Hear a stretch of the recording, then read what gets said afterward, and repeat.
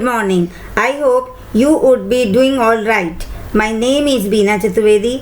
I am your Hindi teacher. Today's topic is lesson number 8, एक और अनेक.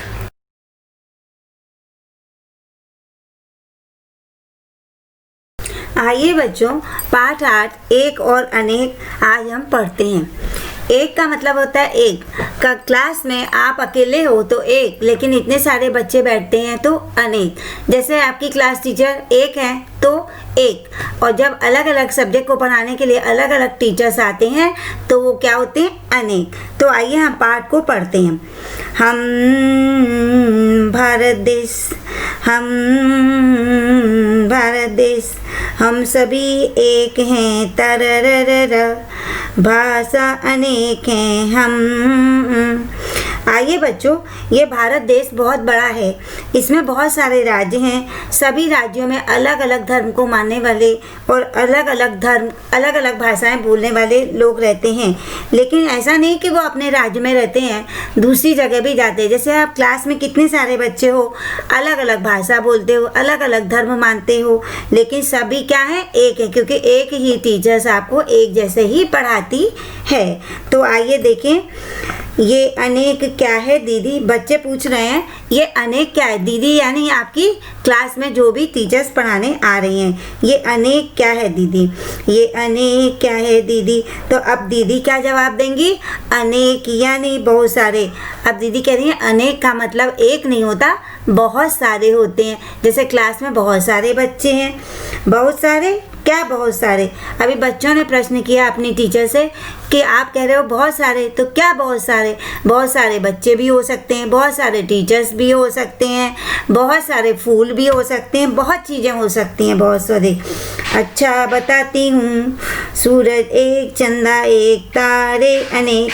तो दीदी क्या कहती हैं, आपकी टीचर क्या कहती हैं, अच्छा आप हमसे पूछ रहे हो अनेक क्या होता है. एक तो आपको समझ में आया कि आप अकेले हो, अनेक यानी बहुत सारे. तो मैं बताती हूँ कि अनेक क्या क्या होता है. सूरज एक होता है, चंदा भी एक होता है, लेकिन क्या तारे एक होते हैं, नहीं. तारे एक से ज़्यादा होते हैं, जिनको गिनना असंभव है. तारे बहुत सारे होते हैं, जबकि तीनों का काम एक ही है, रोशनी देना.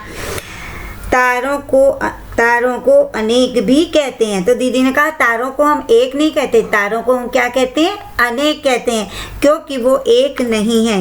लेकिन सूरज और चांद को हम क्या कहते हैं, एक ही कहते हैं. नहीं, देखो फिर से. दीदी ने कहा कि देखो, फिर से हम समझा रहे हैं कि जो चीज़ एक होती है उसे एक कहते हैं, और एक से ज़्यादा होती है उसे हम अनेक कहते हैं. सूरज एक, चंदा एक, एक एक करके तारे हुए अनेक. तो दीदी ने उनको क्या समझाया, ठीक से समझाओ ना दीदी. सूरज एक, चंदा भी एक, लेकिन एक एक करके तारे कितने सारे हो गए, बहुत सारे, जिनको हम नहीं गिन सकते. अब बच्चों ने क्या कहा, ठीक से समझाओ ना दीदी. उन्होंने कहा आपने जो बात कही वो मुझे समझ में नहीं आई, तो वापस से समझाइए. अब दीदी देखो उनको किस ढंग से समझाती हैं, देखें. एक चिड़िया, अनेक चिड़िया. दीदी वो देखो अनेक चिड़िया. जैसे ही दीदी ने सामने दिखाया कि एक चिड़िया उड़ रही है, अभी देखो थोड़ी देर में बहुत सारी चिड़िया उड़ रही हैं. तो बच्चों को उनकी बात समझ में आ गई, क्योंकि हम सुनने से ज़्यादा अगर हम अपने सामने किसी चीज़ को देखते हैं तो वो चीज़ हमें जल्दी समझ में आ जाती है.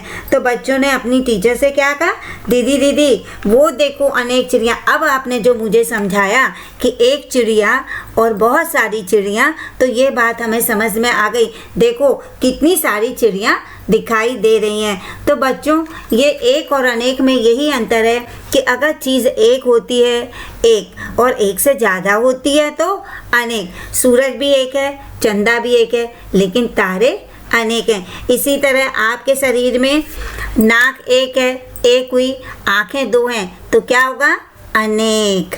आपके हाथ कितने, दो, तो क्या होगा, अनेक. आपके बाल बहुत सारे हैं, तो क्या होगा, अनेक.